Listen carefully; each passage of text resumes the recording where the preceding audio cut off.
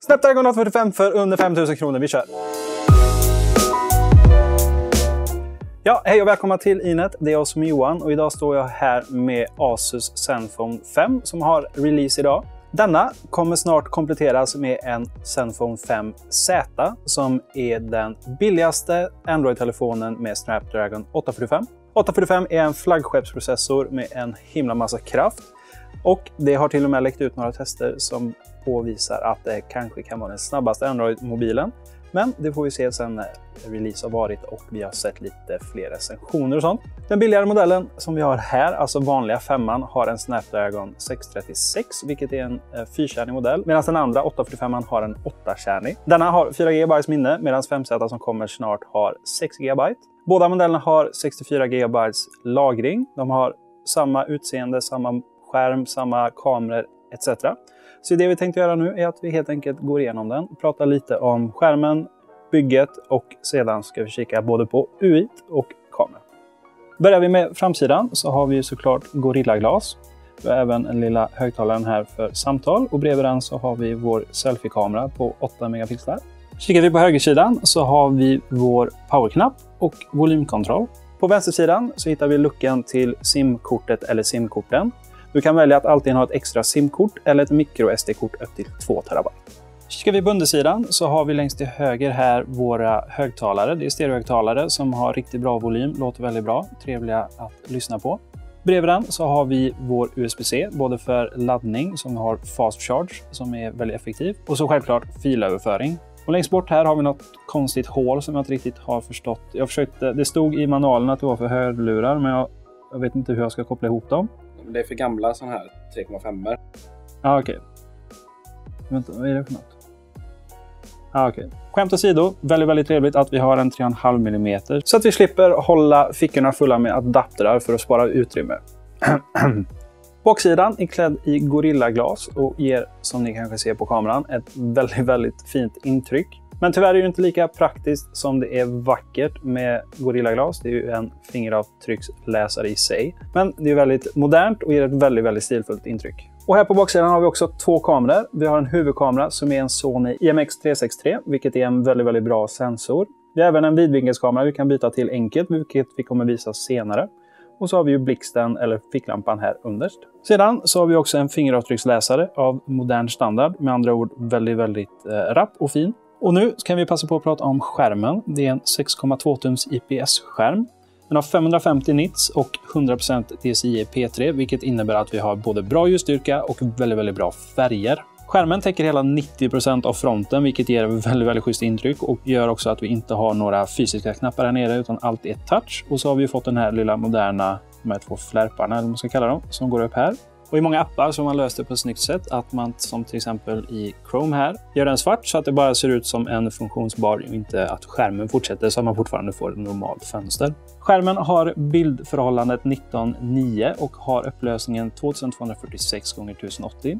Och i den här prisklassen så är det här en otroligt trevlig skärm att använda och väldigt lik AMOLED i upplevelsen. Och då vi hoppar in i själva mobilen kan vi prata lite om UI. Det här är ju en Android 8.0 Oreo som har Zen UI 5.0. Det är ganska avskalat UI som ni ser, men de har ganska många egna ikoner och sånt. Det är egentligen inte jättemycket att prata om. Det är ganska standard att när man swipar neråt så får man widgetar eller snabbkommandon eller vad man vill kalla det. Vi har i princip alla de här vanliga funktionerna som man vill ha i en modern mobil. Och vi har ett väldigt enkelt manövrerat menysystem. När vi ändå är här kan vi även prata batteri. Det är ett batteri med 3300 mAh, så det är relativt stort. Och här inne på inställningar så har vi en del inställningar vi kan göra och vi kan även se exakt vad som drar vad. Men nog om det. Det är ju egentligen inte så intressant att gå igenom exakt hela UI. Har ni Android så kommer ni känna igen er. Har ni haft Zenfone innan så är det här lite mer förfinad variant av det, lite mer avskalat. Men det är egentligen kanske viktigast av allt i det här läget är ju att prata om kameran. Det här är som sagt en schysst sensor i denna. Den här kameran har också en ny AI-teknik som Asus har utvecklat som ska känna igen lite beroende på vad du kikar på för objekt så ska den optimera inställningarna och göra en del efterbehandling direkt när du tar kortet. Huvudkameran är 12 megapixel som native och har 83% vinkel. Men vill du byta till vidvinkel, som man gör med ett enkelt klipp så här, så är det bara att trycka vidare så. Och det här är slags easy mode där du har snabba inställningar på allting i princip. Vi har även olika, till exempel göra en GIF, göra slow motion, panorama etc. Även försköning, den kan jag inte visa, men det är i princip att man lägger till ett litet skönhetsfilter, som det så fint kallas, direkt på en selfie. Och sedan så går det ju att byta till frontkameran om man faktiskt vill ta en selfie. Ja, titta vad fint. Den sparar vi, profilbild, oh yeah. Men nu så tänkte jag plocka ner lite grejer från hyllan och ta kort på dem. Kan vi börja med en liten GIF på en Bobba Bobba.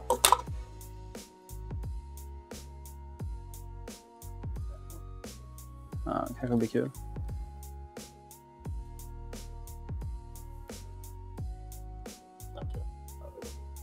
Sedan kan vi även ta en liten fin porträttbild på Bobba Bobba.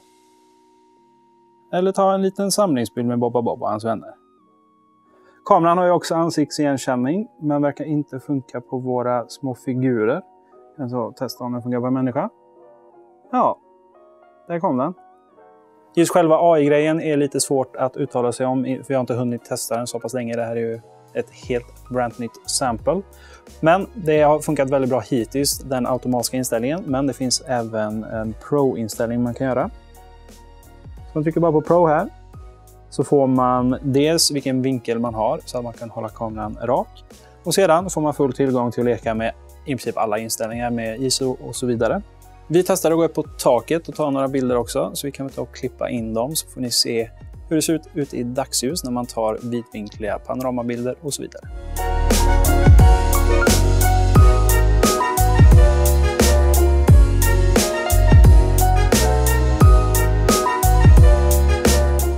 Men det går ju såklart att spela in med kameran också. Upp i inställningarna här så ser vi vilka olika inställningar vi har. Så vi har 4K.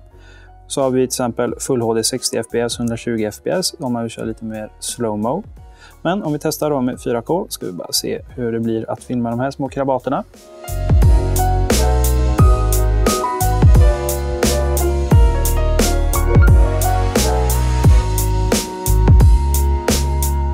Nu har vi stängt av det vanliga ljuset helt och hållet. Vi har bara lite såg RGB på. Ser förvånansvärt bra ut. Väldigt tydligt fortfarande trots att det är väldigt mörkt här inne. Kanske inte framgår igenom kameran, men det är det. Och det här var det hela från vår genomgång av Zenfone 5 och 5Z. Allt vi har spelat in och gjort med är ju som sagt med en vanlig 5. Men 5Z som är långt mer kraftfull kommer inom ett par veckor. Så är du ute efter kraft så är det ju den du ska kika på. Men flytet i den vanliga 5 är också den riktigt bra. Men är du ute efter bästa möjliga prestandan i klassen så är det 5Z som gäller. Och det är väl just om klasser man får prata när man pratar 5Z. För den ligger i en prisklass där inga andra flaggskeppsmodeller ligger. Den har i princip det mesta som andra flaggskepp har, men kostar betydligt mycket mindre. Så är du ute efter en prisvärd flaggskeppsmodell så är det här något du absolut bör kika på.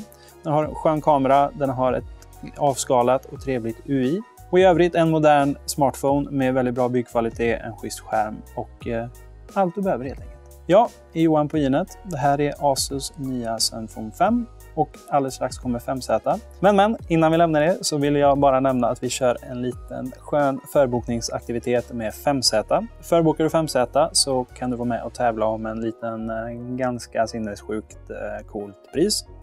Så hoppa ner i beskrivningen nedan för där hittar du den tävlingen. Det kanske är en skärm för väldigt mycket pengar som står på spel.